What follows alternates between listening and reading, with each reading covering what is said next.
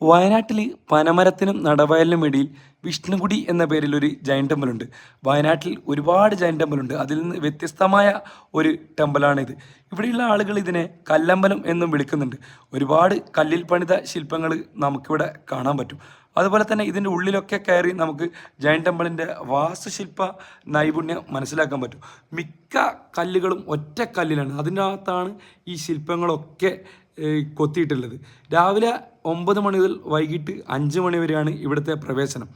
ഇവിടെ പ്രത്യേകം എഴുതി വെച്ചിട്ടുണ്ട്, ഇത് ഏതെങ്കിലും തരത്തിൽ കേടുപാടുകൾ സംഭവപ്പെടുത്തുകയോ അതുപോലെ തന്നെ വൃത്തിഹീനമാക്കുകയോ ചെയ്തിട്ടുണ്ടെങ്കിൽ 2 ലക്ഷം രൂപ പിഴ ഈടാക്കുമെന്ന് പ്രത്യേകം തന്നെ എഴുതി വെച്ചിട്ടുണ്ട്.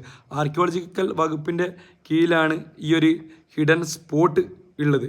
ഇതിൻ്റെ സ്പോട്ട് മറക്കണ്ട, നിങ്ങൾ നടവയലിൽ നിന്ന് പനമരത്തേക്ക് പോകുമ്പോൾ വലത്തെ സൈഡിലാണ് ഈ ഒരു സ്പോട്ട് ഉള്ളത്.